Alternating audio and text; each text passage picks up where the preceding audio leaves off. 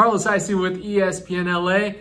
I took a drive down the 5 coming from LA to Angel Stadium on the road to recovery just to finally meet Dr. Alan Beyer in the flesh. This is the Road to Recovery presented by Hoag Orthopedic Institute. Dr. Beyer, welcome in person. Well, I guess the 5 is the road to recovery.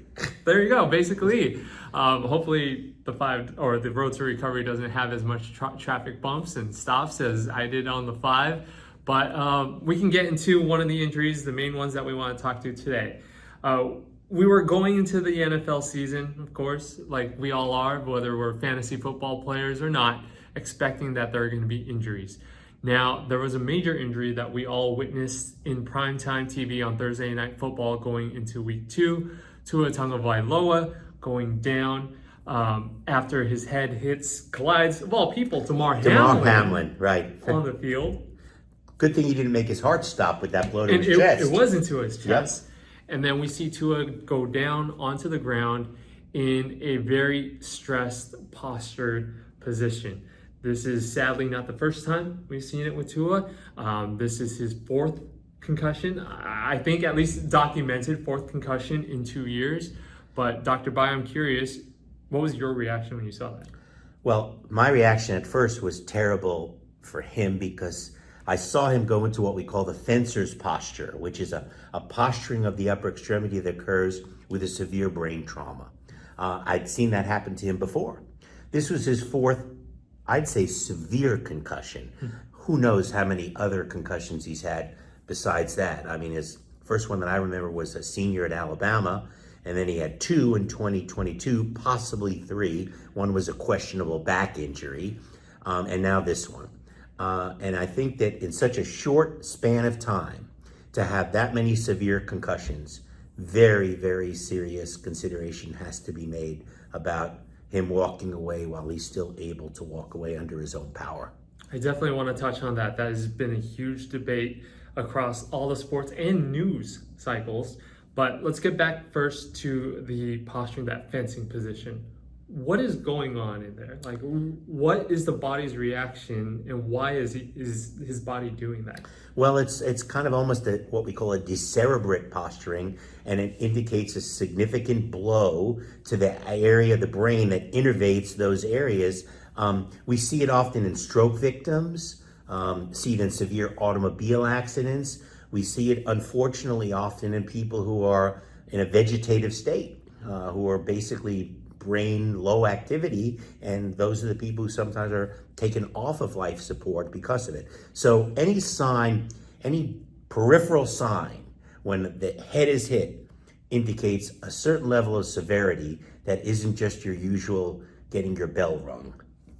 Yeah, getting your bell rung, that's an expression used in boxers that we've seen a lot of that fencing position down on the mat. It's scary to see, nonetheless, Doc, and you see his fingers in a very solid, crippled, uncomfortable position. Involuntarily, right, exactly. So at that point of impact, does that immediately just trigger your body to solidify in that position? Sure, remember the brain is basically floating in a pool of cerebrospinal fluid, liquid. So what happens is you get this coup contra coup is what we call it. Same thing happens in auto accidents, where the sudden blow makes the brain go one way and the posterior half of it hits the back of the skull cavity. Then it comes back the other way and the front of it hits the front of the skull cap. So it's just floating back and forth in this cerebrospinal fluid and taking multiple hits from the severity of this blow and the sudden deceleration that he's experiencing. Yeah, again, this is something that maybe Tua has been explained to by neurologists. What are neurologists looking for when it comes to concussion tests, and how they can possibly clear him for anything? Because what we got today was they're not putting him on the injury protocol so far. Right now, Coach Mike McDaniel wants to get more information and find out. Well, I've heard that he's out at least next week.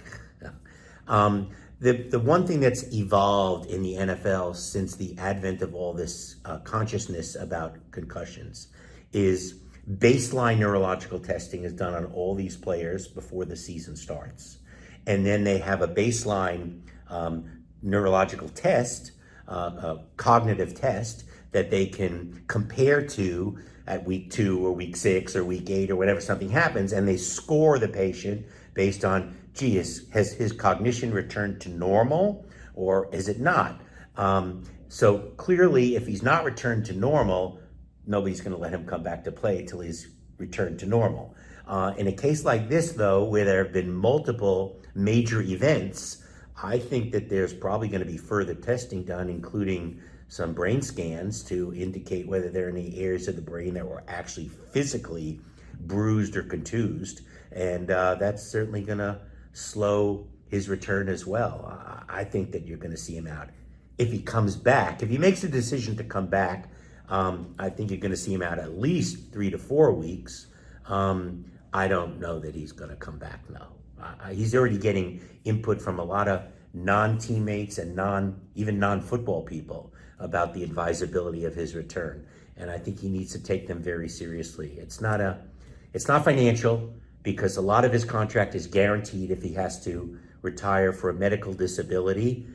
So it's good that that's not going to be the driving factor that makes him come back. It's his competitiveness, and he's a competitor. We've seen that ever since college. But I think that a lot of people are starting to speak up about him, maybe thinking, we all remember what happened to Junior Seau, to so many other players, and Lord, you don't want to see that ever happen to another player again. Yeah, going back to other football experts and non-experts who've talked about it, we've seen emotional pleas from a friend in Manti Te'o, who went on national TV and is hoping that his friend makes the right decision. We've seen Mike McDaniel, who's left the decision up to Tua, kissed him and on the field and told him that he's the quarterback of his family. So again, this is more than football when you're talking about a decision that is life-changing like this. But this decision really is up to him. But Doc, if you were there in the Dolphins offices and had a chance to personally advise Tua, what would you tell him?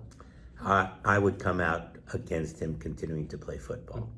I think the future of his life is more important than another 3 or 4 or 5 years on the football field. And I think that most people would probably agree with that. That's tough to hear.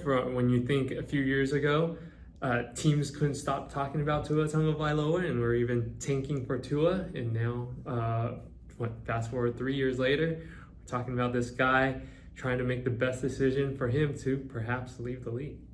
Well, and we're all thinking about him in terms of making this decision. I'd love to see him still play. He's a fabulously exciting athlete to watch. So I'm willing to deprive myself of that pleasure of watching him continue to compete for his own better good and his own family. And I think that's the right decision.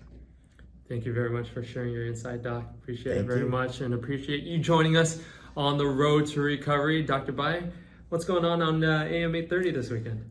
This weekend, we're going to be talking a little bit about acupuncture and orthopedic injuries. Should be really interesting, so I hope everybody will tune in and learn a little bit about acupuncture. Thanks, Dr. B.